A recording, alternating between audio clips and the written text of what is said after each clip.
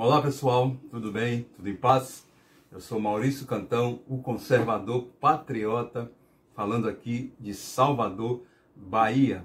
Hoje é quinta-feira, 27 de agosto e são 6h30 da manhã. Pessoal, voltou à baila a discussão lá no Congresso, né, e aqui nas redes sociais, a questão do foro privilegiado. E por que essa questão veio à tona novamente? Em razão da deputada Flor de Lis, né, eleita pelo Rio de Janeiro, está sendo acusada pela polícia de ser a mandante do assassinato do seu marido, o pastor Anderson do Carmo, que foi assassinado com 30 tiros. Gente, 30 tiros, a gente que é da área jurídica, quando isso acontece, fica bem claro que foi uma execução e que havia muito ódio envolvido para que uma ou mais pessoas, né, alvejem o outro ser humano com 30 disparos, né? Então não é um simples latrocínio, um homicídio derivado de uma discussão ou de um caso insignificante. Há uma relação aí que envolve muito ódio, muita divergência. E a Flor de Lis, a deputada Flor de Lis, está sendo acusada, junto com 7 filhos, uma neta e mais 2 pessoas. Os filhos já tinham 2 presos, acho que a neta, e agora saiu um mandado de prisão para os outros filhos, para as 2 pessoas, e não foi expedido o mandado de prisão para ela, porque ela possui o tal foro privilegiado, onde ela não pode ser processada ou julgada por ser deputada, por estar exercendo um mandato de deputada federal. E isso é um verdadeiro absurdo. Existe um projeto 333, um projeto de emenda constitucional que a gente chama PEC, uma PEC 333 de 2017, proposta pelo senador Álvaro Dias, onde ele requer, né, propõe, aliás, a extinção do foro privilegiado. O nome já é horrível, foro privilegiado. A gente não pode viver em uma sociedade onde haja grupos privilegiados, grupos determinados que têm privilégios em detrimento dos outros. Isso ocorre em casos específicos, onde o caso concreto se justifica, mas não é o caso. O foro privilegiado, ou diferido, ou postergado, ele deve existir somente no que pertine a atos, palavras e gestos que o deputado ou senador venha a fazer em razão do seu mandato e votos também. Porque se assim não for, ele pode, né, o parlamentar, sofrer perseguição por causa de suas falas, né, seus discursos, seus votos. Ou seja, aí sim não é justificável que ele não vá responder durante o seu mandato por supostos ilícitos praticados em razão do seu mandato, no exercício.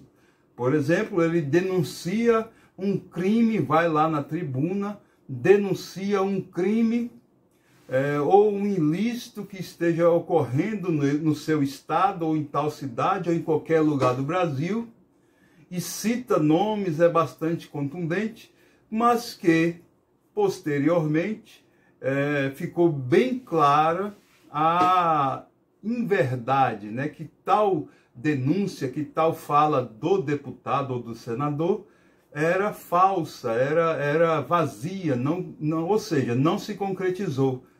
Então ele não pode ser aí processado, condenado, porque ele fez no exercício do seu mandato.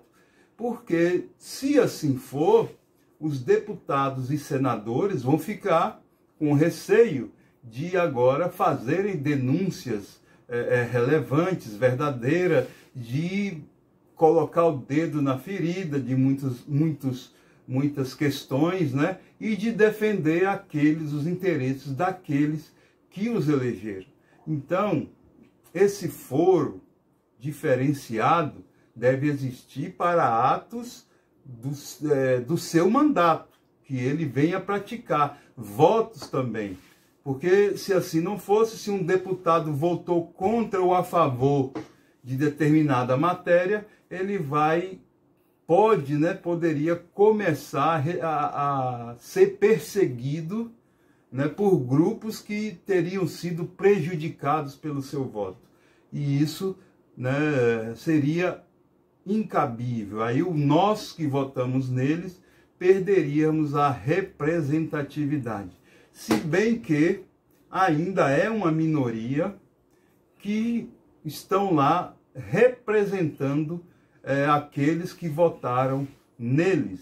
Geralmente eles desvirtuam completamente o mandato e passa a legislar em causa própria e em causa de grupos que eles se aproximam, de grupos que vão lá na Câmara dos Deputados e do Senado, né, e convence os deputados e senadores a votar assim ou assado, a propor esta ou aquela PEC ou proposta de lei ordinária e assim por diante. Por exemplo, dizem que tem um grupo chinês, né, que já é bastante conhecido ali nos corredores ali do Congresso Nacional, e isso deve ser investigado, ok?